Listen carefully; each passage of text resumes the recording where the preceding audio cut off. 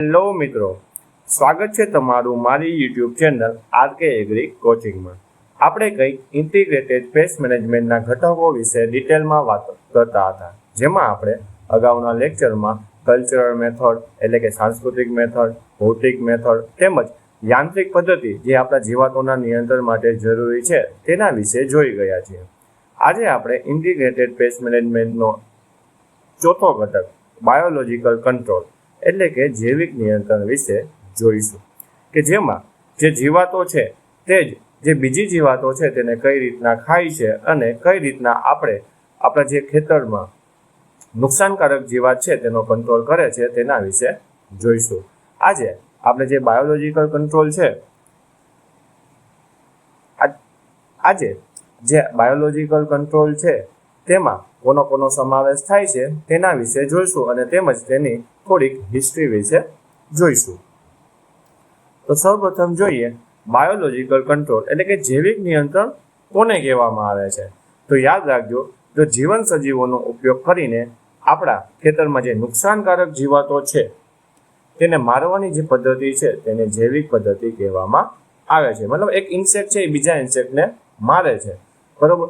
આમાં કોનો સમાવેશ થાય છે? તો તેમાં યાદ રાખજો કે બાયોલોજિકલ કંટ્રોલમાં પરોપજીવી, પેરાસિટોઇડ, પેથોજન, પ્રિડેટર વગેરે જેવા જીવોનો ઉપયોગ કરીને આપણે જે હાનિકારક જીવાતો જે આપણા ખેતરમાં આવે છે તેનો કંટ્રોલ આના દ્વારા કરવામાં આવે છે.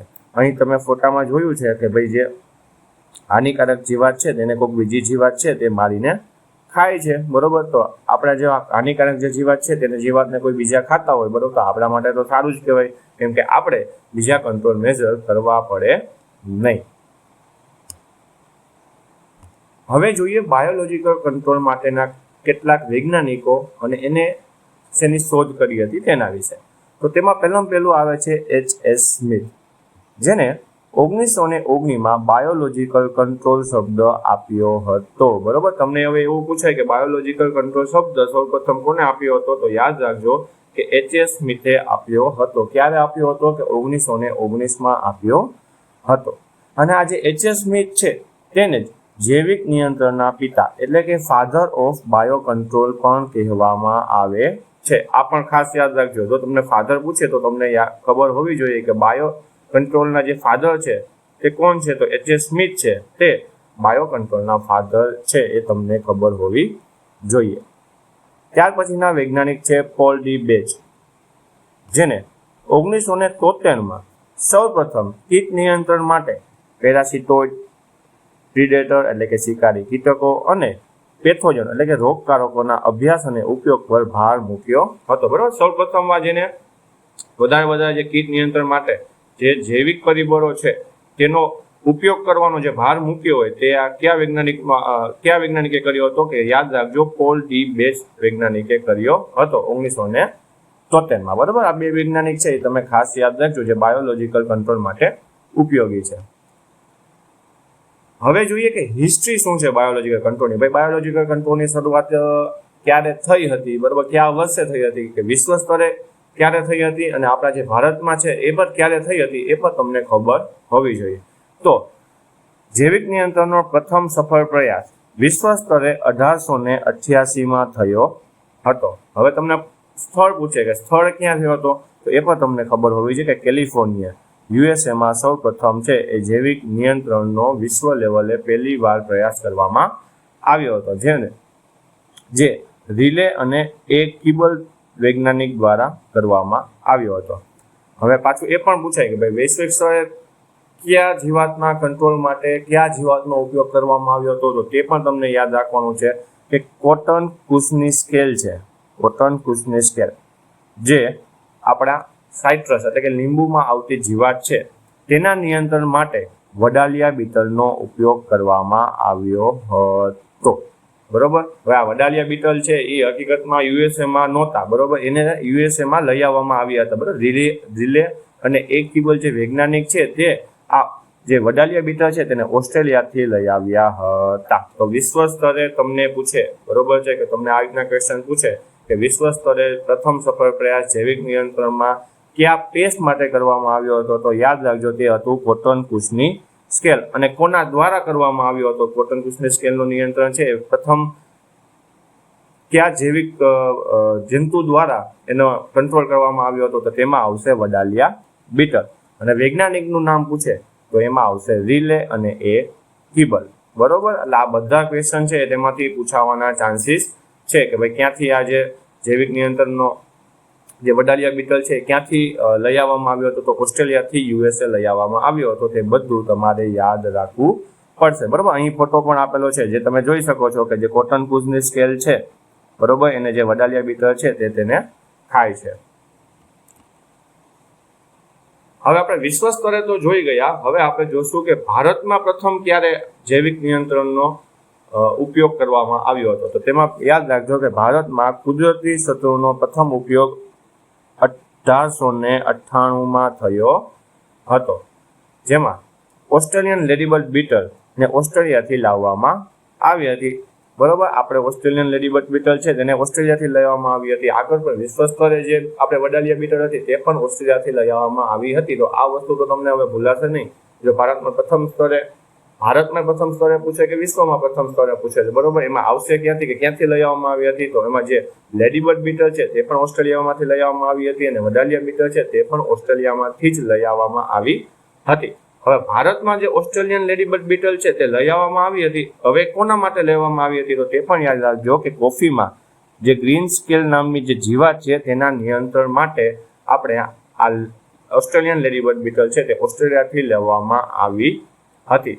અને આ જે લેડીબર્ડ બીટલ છે તેનો ઉપયોગ આપણે દક્ષિણ ભારતમાં મિલીબગને સામે હજુ પણ અસરકારક છે. બરોબર, મિલીબગના કંટ્રોલ માટે હજી પણ આપણે આ ઓસ્ટ્રેલિયન લેડીબર્ડ બીટલનો ઉપયોગ કરીએ છીએ. હવે છે વુલી એફિડનું નિયંત્રણ. બરોબર, આપણે હવે એવું નથી કે ભાઈ આપણા જે જીવાતોને મારવાવાળા જે જીવાતો છે બરોબર જે આપણા માટે બેનિફિશિયલ જીવાતો છે તે આપણા ઇન્ડિયામાં જ હતા કે કોઈ શું કહેવાય યુએસએ હતો તો યુએસએમાં હતા, એવું નહોતું. એને બીજી જગ્યાએથી લઈ આવવામાં આવતા હતા. બરોબર, ત્યારબાદ જે 1920માં જે સફરજનમાં લાગતી વુલી એફિડ છે બરોબર, સફરજનમાં જે વુલી એફિડ આવે છે તેના નિયંત્રણ માટે એફેલેનસ માલી નામના પેરાસિટોઇડને ઇંગ્લેન્ડથી ભારતમાં લાવવામાં આવ્યું હતું. બરોબર, આ વસ્તુ પણ તમારે યાદ રાખવાની છે. બરોબર, આગળ હવે જોઈ ગયા કે વિશ્વ સ્તરે છે એ વડાલિયા બીટલને લઈ આવવામાં આવ્યા હતા ઓસ્ટ્રેલિયાથી. કોના માટે? કોટન કુશની સ્કેલ માટે. અને ભારતમાં તમને પૂછે તો ભારતમાં પહેલા ઓસ્ટ્રેલિયન લેડીબર્ડ બીટલ આપણે ઓસ્ટ્રેલિયાથી લાવવામાં આવ્યા હતા. કોના માટે? તો કોફીમાં લાગતી ગ્રીન સ્કેલ જીવાતના નિયંત્રણ માટે. હવે તમને આજે એવું પૂછાય કે ભાઈ આજે જે ઓસ્ટ્રેલિયન લેડીબર્ડ બીટલ લઈ આવવામાં આવી હતી સૌપ્રથમ તેનો ઉપયોગ અત્યારે દક્ષિણ ભારતમાં કોના કંટ્રોલ માટે આપણે હજી ઉપયોગ કરીએ છીએ તો તે પણ તમે યાદ રાખજો કે મિલીબગ છે તેના માટે હજી પણ આપણે આ ઓસ્ટ્રેલિયન લેડીબર્ડ બીટલનો ઉપયોગ આપણે કરીએ છીએ. હવે આપણે જોઈએ ભાઈ, હવે આપણે એ તો જોઈ ગયા કે ભાઈ આપણે જીવાતો છે જીવાતોનું નિયંત્રણ કરે છે બરોબર, પણ હજી એમાં પણ ઘણો બધો પ્રકાર આવે જેમ કે પ્રીડેટર છે, પેરેસાઇટ છે તેમજ પેરાસિટોઇડ છે. બરોબર, આ ત્રણેય છે અલગ અલગ વસ્તુ છે. એ તમને ડાયરેક્ટ એમસીક્યુમાં પણ પૂછી શકે, તેની વ્યાખ્યા પણ તમને એમસીક્યુમાં પૂછી શકે, અથવા તો તમને એમ પણ કે ભાઈ આ પેરાસાઇટ છે કે આ પ્રીડેટર છે કે આ પેરાસિટોઇડ છે તો એ પણ તમને ખબર હોવી જોઈએ કે એ ત્રણેય વસ્તુ અલગ અલગ છે. બરોબર, ત્રણેય જીવાત જે અલગ અલગ છે એ એક સરખી હોતી નથી. તો તેમાં પહેલા જોઈએ કે પ્રીડેટર એટલે કે શિકારી કીટકો. આ એવા મુક્તજીવી સજીવો છે જે જીવન કીટકોને ખાય છે અને તેમના જીવન ચક્ર દરમિયાન એકથી વધુ કીટકોનો શિકાર કરે છે. તો એક વસ્તુ યાદ રાખજો, જે પ્રીડેટર છે બરોબર છે તે હંમેશા છે ને તે જે જીવાતોને ખાતા હશે ને એના કરતા મોટા હશે. બરોબર, અને પ્રીડેટર છે એ જીવાતને કિલ જ કરી નાખે છે અને એનો ખોરાક તરીકે ઉપયોગ કરે છે. તેમજ આ જે પ્રીડેટર છે તે એવું નહીં કે એક જ ઇન્સેક્ટને ખાશે, નહીં, એ એના જીવનકાળ દરમિયાન ઘણા બધા જીવાતોને ખાશે. એટલે પ્રીડેટર એટલે શિકારી. બરોબર, એ વસ્તુ તમે યાદ રાખજો. શિકારી છે એ એવું નથી કે એક જ પેસ્ટ ઉપર નિર્ભર રહેશે, નહીં, એ શું કરશે ઘણી બધી પેસ્ટોને પોતાનો ખોરાક તરીકે ઉપયોગ કરશે. અને તે મુક્ત જીવી છે, એને એવું જરૂરી નથી કે કોઈ બીજા ઉપર આધાર હંમેશા રાખવો પડે. બરાબર, ખોરાક માટે જ એના ઉપર આધાર રાખે છે. હવે જે પ્રીડેટર છે તે લાર્વા અને પુખ્ત બંને અવસ્થાઓને મારી નાખે છે. બરોબર છે, લાર્વા અને પુખ્ત બંને અવસ્થાઓને મારી નાખે છે. તેમજ પ્રિડેટર છે એવું જરૂરી નથી કે એડલ્ટ જ હોય એ પ્રિડેટર હોય, નહીં, લાર્વા પણ પ્રિડેટર હોઈ શકે છે. બરોબર, આ જે લેડીબર્ડ બીટલ છે એવું નથી કે લેડીબર્ડ બીટલના એડલ્ટ છે તે જ આપણા ઇન્સેક્ટને ખાશે, નહીં, તેના લાર્વા પણ જે આપણે હાનિકારક જીવાત છે તેને ખાય છે. એટલે એ પણ તમે વસ્તુ યાદ રાખજો. હવે તમને લેડીબર્ડ બીટલના જો તમને ઉદાહરણ પૂછે તો એ પણ તમને ખબર હોવી જોઈએ. તો પહેલું તો શું છે કે લેડીબર્ડ બીટલ, બરોબર, જે અહીં દર્શાવવામાં આવ્યું છે. ત્યારબાદ છે ગ્રીન લેસવિંગ, જે પણ તમે અહીં ફોટો જોઈ શકો છો. પછી છે મેન્ટીડ, પછી છે ડ્રેગન ફ્લાય અને સિલ્ફિડ ફ્લાય. બરોબર, આ બધા છે પ્રિડેટર છે. એક એના ઉદાહરણ પણ તમે ખાસ યાદ રાખજો. બરોબર, અને પ્રિડેટર શું છે, પ્રિડેટર કોને કહેવાય એ પણ તમને યાદ હોવું જોઈએ. બરોબર, જે આપણા હાનિકારક જીવાત છે તેનો ખોરાક તરીકે ઉપયોગ કરે છે અને તેને મારી નાખે છે. બરોબર, આગળ જે પેરાસાઇટ છે, પેરાસિટોઇડ છે, બરોબર, એમાં એવું જરૂરી નથી તે મારી જ નાખે. બરોબર, પણ આ જે પ્રિડેટર છે તે શું કરશે, તે આપણે જે હાનિકારક જીવાત છે તેને મારી જ નાખે છે. ત્યાર પછી છે પેરાસિટોઇડ. આ કીટકો જીવાતના જીવન ચક્રની અપરિપક્વ અવસ્થા ઈંડા કે ઈયળ પર હુમલો કરી તેને મારી નાખે છે. બરોબર, આ વસ્તુ એક યાદ રાખજો કે જે પેરાસિટોઇડ છે તે શું કરશે કે તે એવું નથી, જરૂરી નથી કે ભાઈ તે શું કહેવાય બીજાને ખાશે, નહીં, તે શું કરશે કે એનો જે ઇમેચ્યુર સ્ટેજ છે, એનું જે લાર્વલ સ્ટેજ છે, કે એનું ઈંડાનું જે સ્ટેજ છે તે છે ને એ બીજા જીવાત પર આધાર રાખશે તેના જે જીવન ચક્રને પૂર્ણ કરવા માટે. કે આ ઈંડાની જે અવસ્થા છે, કે આ જે ઈયળની અવસ્થા છે તેને પૂરી કરવા માટે એ બીજા જીવાત પર આધાર રાખે છે. જ્યારે તે પુખ્ત અવસ્થામાં આવી જાય ત્યારે તે શું હશે, ત્યારે તે સ્વતંત્ર રીતે જીવે છે. તે બીજા ઉપર પરોપજીવી હોતા નથી. હવે તમને ઉદાહરણ તરીકે તમને સમજાવ્યું કે ભાઈ એક પેરાસિટોઇડ છે, બરોબર, એ શું કરશે કે કોઈ લાર્વા છે, એ કોઈ એડલ્ટ છે, તેના ઉપર જઈને શું કરશે, એક મૂકી દેશે. હવે આ એક છે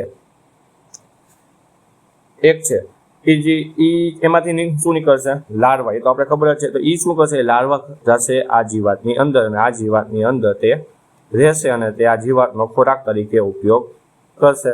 બરોબર, હવે આ લાર્વામાંથી જ્યારે તે એડલ્ટ બની જાય ત્યારે શું થશે કે આ એડલ્ટ છે એ હવે આ લાર્વા ઉપર નિર્ભર રહેશે નહીં, આ સ્વતંત્ર રીતે, મુક્ત રીતે હવે જીવશે. આને શું કહેવાય, આને પેરાસિટોઇડ્સ કહેવામાં આવે છે. એક વસ્તુ ખાસ ધ્યાન રાખજો. બરોબર છે, જે પેરાસાઇટથી કઈ રીતના અલગ પડે છે, તો આ રીતના, બરોબર, કે ભાઈ એ છે કોઈ ઇન્સેક્ટ છે, જે પેરાસિટોઇડ કોને કહેવામાં આવે કે એનું જે ઇમેચ્યોર સ્ટેજ છે, કે એક સ્ટેજ છે કે લાર્વલ સ્ટેજ છે તે બીજા જીવાત પર નિર્ભર રાખે છે. બરોબર, એના જે જીવન ચક્રને તે પૂર્ણ કરવા, મતલબ એના જે સ્ટેજ ઈંડા કે ઈયળના ચક્રને પૂર્ણ કરવા માટે તે બીજા જીવાત પર આધાર રાખે છે. જ્યારે તે પુખ્ત અવસ્થામાં આવી જાય ત્યારે તે કોઈ બીજા જીવાત પર આધાર રાખતો નથી. ત્યાર પછી છે પેરેસાઇટ, જેને આપણે પરોપજીવી પણ કહીએ છીએ. તો આમાં યાદ રાખજો, જે સજીવ ખોરાક અને આશ્રય માટે બીજા જીવન સજીવ પર આધાર રાખે છે. બરોબર, જીવન શું કામ લખ્યું એ તમને સમજાવે. ભાઈ કોઈ પેરાસાઇટ, કોઈ એક ઇન્સેક્ટ લઈ લો જે પેરાસાઇટ છે, બરોબર, આ ઇન્સેક્ટ ઉપર તે પેરાસાઇટ છે, તો શું કરશે, તો તેનું આખું જીવન ચક્ર એટલે એક સ્ટેજ આવી ગયું, લાર્વલ સ્ટેજ આવી ગયું કે એડલ્ટ સ્ટેજ આવી ગયું, એ બધું છે ને એ આ ઇન્સેક્ટ ઉપર જ આખું જીવન ચક્ર તેનું પૂર્ણ કરશે. આ ઇન્સેક્ટને શું કરશે ખબર, મારશે નહીં, બરોબર, ફૂલ કિલ કરશે નહીં. કેમ કે જો ફૂલ કિલ થઈ જાય તો એ શું થઈ જાય, નોન લિવિંગ, એટલે તે મરી જાય તો આ છે એનું પોતાનું જીવન ચક્ર આગળ વધારી શકે નહીં. બરોબર, તો તે શું કરશે કે એના ઉપર રહેશે અને એના ઉપર ખાશે, પણ એને મરવા દેશે નહીં. એટલે આપણે કીધું કે જીવન સજીવ પર આધાર રાખે છે અને તે ખોરાક અને આશ્રય એટલે કે ફૂડ અને શેલ્ટર માટે આપણે બીજા જીવાતોનો ઉપયોગ કહીએ છીએ. અને જે આ પેરાસાઇટ અને જે ઇન્સેક્ટ વચ્ચેનો જે થાય, મતલબ જે પ્રક્રિયા થાય છે જેને પેરાસિટિઝમ કહેવામાં આવે છે, એ પણ તમે વસ્તુ યાદ રાખજો. બરોબર, આપણે પ્રિડેટર જોયું તો શું કરતા હતા, પ્રિડેટર છે તે કોઈ ઇન્સેક્ટને હે ને ખાઈને મારી જ નાખતા હતા. જેને પેરાસિટોઇડ હતા એ શું કરતા હતા, ભાઈ એનું એક જે ઇમેચ્યોર સ્ટેજ છે, જે ઈંડાનું જે સ્ટેજ છે એ કે લાર્વલ સ્ટેજ છે એ બીજા જીવાત પર આધાર રાખતા હતા તેને પૂર્ણ કરવા માટે. જ્યારે એડલ્ટ સ્ટેજ એનું આવતું હતું પેરાસિટોઇડનું, તો તે મુક્ત રીતે જીવી શકતા હતા. જ્યારે પેરાસાઇટ શું છે, પેરાસાઇટનું જે આખું જીવન ચક્ર છે ને એ બીજા ઉપર આધાર રાખશે. જેમાં પહેલા એના ઉદાહરણ જોઈએ તો એમાં આવશે ઈતરડી, જેને આપણે ટિક્સ કહીએ છીએ, જૂ જે આપણા માથામાં પડે છે, બરોબર. ત્યાર પછી જે માખણ, જે બેડ બગ્સ આપણે કહીએ છીએ, પ્રોટોઝોઆ છે, તે બધા પેરેસાઇટ છે, બરોબર. આપણે ઈતરડી છે જે આપણા એનિમલમાં, જે આપણે ઢોર હોય ઘરે, જે ઢોર રાખતા હોય એમાં તમને જોવા મળશે કે એ શું કરશે, એ આખું જીવન ચક્ર છે એમાં જ એની સાથે ચોટેલી રહેશે, બરોબર. હવે આપણા જે એનિમલ છે, આપણી ગાય છે, એને મારી નથી નાખતા, પણ શું કરે છે, તેના ઉપર આધાર રાખે છે, એનું લોહી ચૂસીને તે પોતાનું જીવન ચક્ર છે એ વધારતું રહેશે. પછી જૂ છે, બરોબર, જે આપણા માથા ઉપર પડે છે, એ પણ શું કરે ભાઈ, તેનો ખોરાક આપણા ખોરાક તરીકે આપણામાંથી જે લોહી ચૂસે છે ને એનો ખોરાક તરીકે ઉપયોગ કરે છે અને આશ્રય લે છે આપણા માથામાં, પણ આપણે મારી નાખતા નથી, બરોબર. પછી જે માકડ, બરોબર, એ પણ એ જ સેમ વસ્તુ કે આપણા લોહીને ચૂસે છે, પણ શું કરે, એ આપણે મારી નાખતા નથી. પેરાસિટોઇડ શું કરતા હતા, પેરાસિટોઇડ છે એ પોતાનું જીવન ચક્ર પૂર્ણ થઈ જાય તો ત્યારે જે ઇન્સેક્ટ છે ત્યારે એ મરી પણ જાય, બરોબર. પ્રિડેટર તો એને ખાઈ જ જતા હતા, તેમાં પણ મરી જતા હતા. પણ પરોપજીવી જે પેરાસાઇટ છે તેમાં કોઈ પણ જીવાતને તે છે એ મારી નાખતા નથી. હવે આપણે આગળ જોઈએ પરોપજીવીના પ્રકાર, બરાબર, ટાઈપ ઓફ પેરાસાઇટ. એટલે એમાં પણ અત્યારે ઘણા બધા ટાઈપ આવે, જેમાં પહેલું છે પ્રાઇમરી પેરાસાઇટ, જે સીધો જ નુકસાનકારક જીવાતને મારી નાખે છે, તેને માનવ માટે લાભદાયી છે, બરોબર. પ્રાઇમરી પેરાસાઇટ કોને કહે, કે જે આપણા ખેતરમાં છે, કારણ કે આપણું ખેતર છે, એમાં આપણે કોઈ પાક વાવેલો છે, એમાં કોઈ જીવાત, જે હાનિકારક જીવાત છે તે આવી, તો એના ઉપર એને જો ખાઈ જતા હોય, મતલબ એને જો એના ઉપર આધાર રાખતા એનું જીવન ચક્ર, તો એને શું કહેવાય ખબર, પ્રાઇમરી પેરાસાઇટ કહેવામાં આવે છે, બરોબર. એ શું કરે, આપણે હાર્મફુલ ઇન્સેક્ટ છે, બરોબર, જે આપણા પાકને નુકસાન કરે છે, તે જીવાતોનો કંટ્રોલ કરે છે, તો તેને શું કહેવામાં આવે છે, તેને પ્રાઇમરી પેરાસાઇટ કહેવામાં આવે છે. તેના માટે તે શું છે, માનવ માટે તે લાભદાયી છે. ત્યાર પછીનો એક શબ્દ યાદ રાખજો, હાઇપર પેરાસાઇટ, બરોબર. હાઇપર પેરાસાઇટ એટલે કાંઈ નહીં, પેરાસાઇટનો પેરાસાઇટ એટલે એને હાઇપર પેરાસાઇટ કહેવામાં આવે છે, બરોબર. જો અહીંથી ઉદાહરણમાં સમજીએ તો આપણે જે હાનિકારક જે જીવાત છે તે છે, આ છે પેરાસાઇટ, બરોબર. આનો કંટ્રોલ કરી દેવાનું, એટલે આ તો પૂરું. હવે આ પેરાસાઇટ જે છે એને પણ કોઈ બીજો પેરાસાઇટ છે તે હવે આને મારી નાખતો હોય, બરોબર, આ પેરાસાઇટને, તો તેના આ જે ક્રિયા થાય તેને હાઇપર પેરાસાઇટ કહે છે. એક પેરાસાઇટ છે એ બીજા પેરાસાઇટને જો મારી નાખે તો તેને હાઇપર પેરાસાઇટ કહીએ છે, બરોબર. એને હુમલો કરે તો એને હાઇપર પેરાસાઇટ કહીએ છીએ, એ વસ્તુ યાદ રાખજો. હવે જોઈએ સેકન્ડરી પેરાસાઇટ. તો સેકન્ડરી પેરાસાઇટ શું, તો ભાઈ આપણા ખેતરમાં કોઈ હાનિકારક જીવાત છે, તેને કોઈ એક પેરાસાઇટ મારે છે અને આ પેરાસાઇટને કોઈ બીજો પેરાસાઇટ મારે છે, તો તેને સેકન્ડરી પેરાસાઇટ કહે છે. હવે આ જે પેરાસાઇટ છે એ પ્રાઇમરી પેરાસાઇટને મારે છે, અને પ્રાઇમરી પેરાસાઇટ એ આપણા હાનિકારક ઇન્સેક્ટને ખાય છે, તો પ્રાઇમરી પેરાસાઇટ છે એ આપણા માટે શું હતું, લાભદાયી. તો આ સેકન્ડરી પેરાસાઇટ છે એ લાભદાયી થશે નહીં, કેમ કે એ શું કરે છે, જે પ્રાઇમરી પેરાસાઇટ છે તેને ખાય છે, એટલે આ સેકન્ડરી પેરાસાઇટ છે તે આપણા માટે લાભદાયી હોતા નથી, બરોબર. હવે આ સેકન્ડરી પછી આવે થર્સરી, બરોબર, એ પણ યાદ રાખજો. હવે થર્સરી છે એ શું કરશે, સેકન્ડરીને ખાઈ જાય, તો સેકન્ડરીને ખાઈ જાય તો હવે સેકન્ડરી નો રહે તો પ્રાઇમરી તો આપણા જીવત રહેવાના જ છે, બરોબર. તો થર્સરી સેકન્ડરીને ખાઈ જતા હોય તો સેકન્ડરી છે પ્રાઇમરીને નહીં ખાય, તો પ્રાઇમરી આપણા માટે બેનિફિશિયલ હતા, તો થર્સરી પણ આપણા માટે બેનિફિશિયલ થશે, કેમ કે એ શું કરે છે, સેકન્ડરીને ખાય છે, ત્યારે સેકન્ડરી આપણા માટે બેનિફિશિયલ નથી, બરોબર. ત્યાર પછી આવે ક્વાટર્નરી. તો એ પાછો શું કરશે, આ થર્સરીને ખાશે, મતલબ એના ઉપર હુમલો કરશે.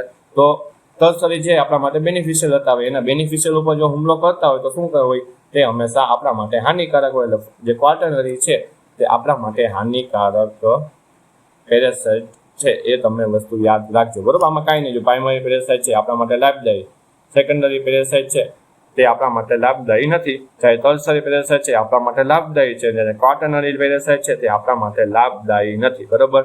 આ સેકન્ડરી, થર્સરી અને ક્વાટર્નરી એ હાઇપર પેરાસાઇટના જ એક પ્રકારો છે, એ વસ્તુ યાદ રાખજો. જે સેકન્ડરી છે, થર્સરી છે અને ક્વાટર્નરી એ હાઇપર પેરાસાઇટમાં જ આવે છે, કેમ કે પેરાસાઇટ છે એ જ બીજા પેરાસાઇટ ઉપર હુમલો કરે છે, જેને આપણે હાઇપર પેરાસાઇટ કહીએ છીએ. એટલે આ વસ્તુ તમે ખાસ યાદ રાખજો.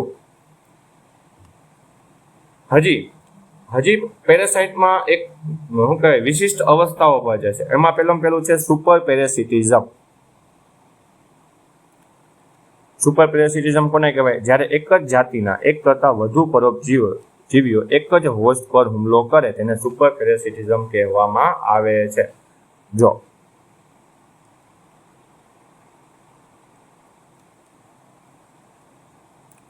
જો એક હોસ્ટ છે, મતલબ આ જે હાનિકારક જીવાત છે જે આપણા પાકને નુકસાન પહોંચાડે છે. હવે કોઈ પેરાસાઇટ આવ્યું, હવે એમાં શું એક કરતાં વધારે આ બધા પેરાસાઇટ છે, પણ એક જ જાતિના એટલે કે એક જ ફેમિલીના બધા છે, મતલબ એક જ છે. એક વસ્તુ યાદ રાખજો, આ બધા એક સાથે એક જ હોસ્ટ ઉપર હુમલો કરે, બરોબર? એક જ હોસ્ટ, એવું નહીં કે અલગ અલગ.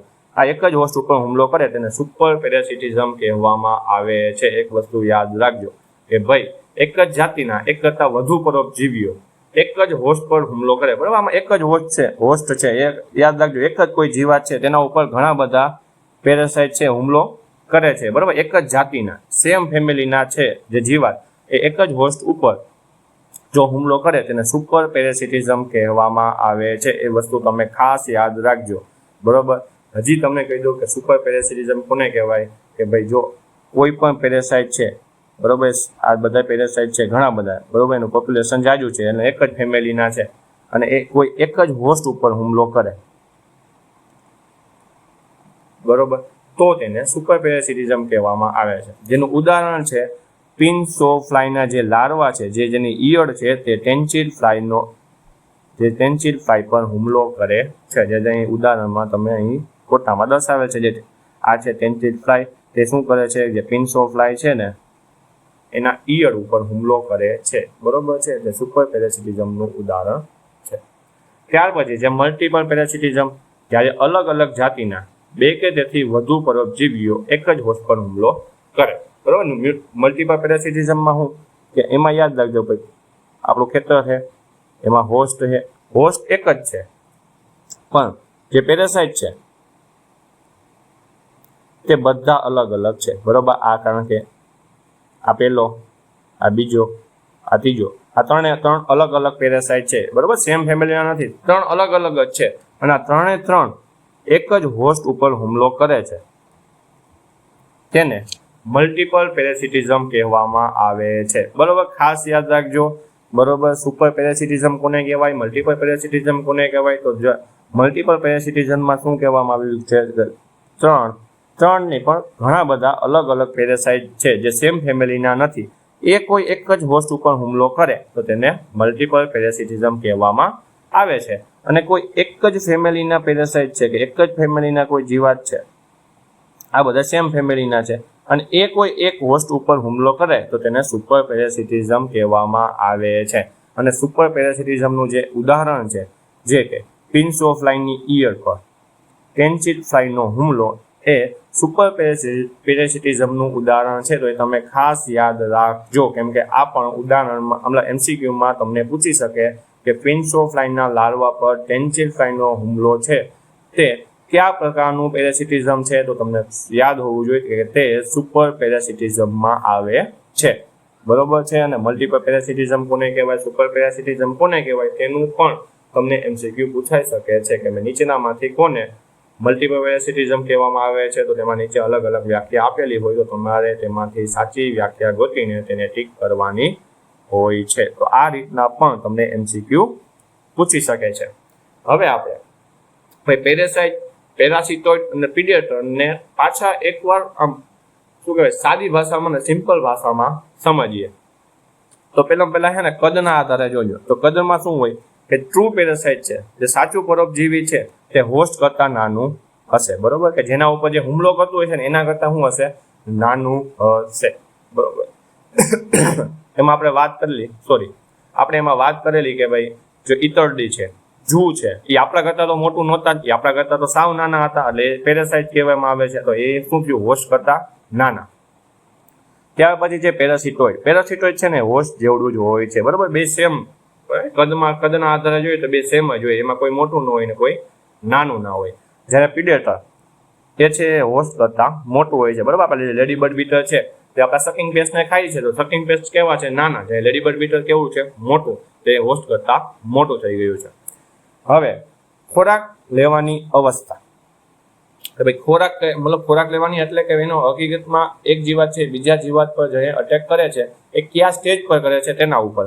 તો પહેલા જે ટ્રુ પેરાસાઇટ છે એ લાર્વા અને પુખ્ત બંને હોસ્ટ પર નિર્ભર છે, બરોબર. એટલે લાર્વા અને પુખ્ત એ બંને પણ એ એટેક કરી શકે છે, બરોબર. ટ્રુ પેરાસાઇટ પેરાસિટોઇડ છે એ ફક્ત લાર્વા હોસ્ટ પર નિર્ભર છે. પુખ્ત હોય શું હોય, સ્વતંત્ર હોય છે, બરોબર. પેરાસિટોઇડ છે એનો આપણે વ્યાખ્યામાં જે વસ્તુ કીધું હતું કે તેનું જે ઇમમેચ્યોર સ્ટેજ છે એટલે જે લાર્વા સ્ટેજ છે એ જ બીજા જીવાત પર આધાર રાખે છે. જ્યારે પુખ્ત અવસ્થામાં છે ત્યારે તે શું હશે, તે પોતાના મતલબ જીવનકાળ દરમિયાન મતલબ પુખ્ત વખતે તેના જીવનકાળ દરમિયાન તે સ્વતંત્ર હોય છે, બરોબર.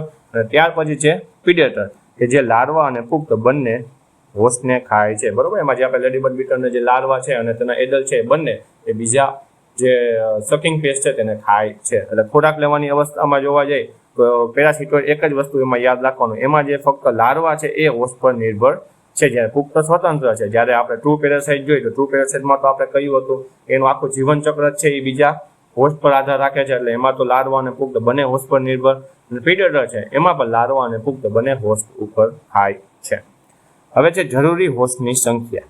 તો ટ્રુ પેરાસાઇટ છે એને એક જ હોસ્ટની જરૂર પડે, બરોબર. આપણે ખબર જ છે કે ટ્રુ પેરાસાઇટ છે હોસ્ટને મારતો નથી, પણ એનું આખું જીવન ચક્ર પૂર્ણ કરે છે તો એને એક જ હોસ્ટની જરૂર પડે છે. જ્યારે પેરાસિટોઇડ છે એને પણ એક જ હોસ્ટની જરૂર પડે છે, બરોબર. એનું જે લાર્વર એટલે કે ઈયળનું જે સ્ટેજ છે તેને પૂર્ણ કરવા માટે પણ એને એક જ હોસ્ટની જરૂર પડે છે. એવું નથી કે આમાં આ હોસ્ટને મતલબ એના ઉપર પહેલા રહ્યું પછી એની લાર્વા છે કોઈ બીજા હોસ્ટ પર જશે નહીં, એને એક જ હોસ્ટની જરૂર પડે છે. ત્યારે પ્રિડેટરમાં શું છે એ એક કરતાં વધુ હોસ્ટની એને જરૂર પડે છે. તો આપણે ખબર છે પ્રિડેટર છે એ ખાલી એફિડને નહીં આપણા જે ઘણી બધી જે સકિંગ પેસ્ટો છે તેનો ખોરાક તરીકે ઉપયોગ કરે છે, જેમાં લેડીબર્ડ બીટલ છે એનું બેસ્ટ ઉદાહરણ છે. તો પ્રિડેટરને શું કે એક કરતાં વધુ હોસ્ટની જરૂર પડે છે. એટલે આ વસ્તુ પણ તમને યાદ રાખજો. પછી છે હોસ્ટ પર અસર, બરોબર. આપણે ટ્રુ પેરાસાઇટમાં જોયું હતું કે ટ્રુ પેરાસાઇટ છે તે શું કરે છે, હોસ્ટને મારતો નથી. એટલે આમાં જો લખ્યું છે કે હોસ્ટને માર્યા વગર તેમાંથી પોષણ મેળવે છે. જો હવે હોસ્ટ મરી જશે તો પેરાસાઇટ છે તે પણ જીવી કઈ રીતના શકે, એ તો હોસ્ટ ઉપર આખા જીવન ચક્રનો એના ઉપર આધાર રાખતો હતો. હવે હોસ્ટ મરી જાય, બરોબર, તો એના ઉપરથી જે એમાંથી જે ન્યુટ્રિયન્ટની બધું જેને જોતું હતું હવે એ તો કંઈ મળવાનું છે ને, એટલે એ હોસ્ટને મરવા દેતો નથી. ત્યાર પછી જે પેરાસિટોઇડ એ હોસ્ટને લકવાગ્રસ્ત કરીને છેવટે મારી નાખે છે. તે શું કરશે કે પેરાસિટોઇડ છે એ ડાયરેક્ટ નહીં મારી નાખે, કેમ કે એને પણ જેનું ઇમેચ્યોર સ્ટેજ જે લાર્વલ સ્ટેજ છે તેને તો બીજા જીવાત ઉપર એને આધાર રાખવાનો જ છે. તો એ સમયે શું કરશે કે એ સમયે છે એનામાંથી પોષણ મેળવશે, જ્યારે તે જીવાત છે તે મળશે નહીં. જ્યારે જે જીવાત પુખ્ત અવસ્થામાં વહી જશે ત્યારે તે જીવાત મરી જશે. એટલે આ વસ્તુ હું યાદ રાખજો કે પેરાસિટોઇડ છે ને તડપીને મારશે, એક સાથે નહીં મારે. એટલે એમાં શું કરશે, પહેલા હોસ્ટને શું કરશે, લકવાગ્રસ્ત કરશે, પછી છેવટે મારી નાખશે. અને પ્રિડેટર તો સીધો ખાઈ જ જાય છે, એટલે તો ડાયરેક્ટ કિલ કરી નાખે છે. એટલે આ જે 4 ગુણધર્મો છે તેના આધારે આપણે જે પેરાસિટોઇડ અને પ્રિડેટરને અલગ અલગ રીતના એના અલગ અલગ કેરેક્ટર્સ છે એ તમારે યાદ રાખવા જોઈએ, જે તમને એમસીક્યુમાં પણ પૂછાઈ શકે અને તમને એમનો પણ ખ્યાલ આવે કે ભાઈ પેરાસાઇટ કોને કહેવાય, પેરાસિટોઇડ કોને કહેવાય અને પ્રિડેટર કોને કહેવાય. એ બધા વચ્ચેનો જે તફાવત છે એ તમને ખબર હોવી જોઈએ. હવે આપણે આગળનો જે લેક્ચર છે તે પણ બાયોલોજિકલ કંટ્રોલ વિશે જ રહેવાનો છે, જેમાં આપણે બાયોલોજિકલ કંટ્રોલના જે ઉદાહરણ છે એને આપણે ડિટેલમાં જોઈશું, બરોબર. જે એમસીક્યુમાં ડાયરેક્ટ તમને પૂછાઈ શકે છે એ રીતના આ જે વિડીયો હતો, આ જે લેક્ચર હતો એમાં તમને તેની હિસ્ટ્રી, બાયોલોજિકલ કંટ્રોલની હિસ્ટ્રી, તેમજ પ્રિડેટર છે, પેરાસાઇટ છે, તેમજ પેરાસિટોઇડ છે એ કોને કહેવાય એ તમને ખ્યાલ આવે તેના માટેનો હતો. જો આ વિડીયો તમને ગમ્યો હોય તો વિડીયોને લાઈક કરી દેજો. તમારા જે ગ્રામ સેવકની તૈયારી કરતા મિત્રો છે તેને શેર કરી દેજો. જો પહેલી જ વાર તમે આ લેક્ચર જોતા હોય અને મારી ચેનલને તમે સબસ્ક્રાઇબ ના કરેલી હોય તો આરકે એગ્રી કોચિંગને તમે સબસ્ક્રાઇબ કરી લેજો. જય હિન્દ, જય કિસાન.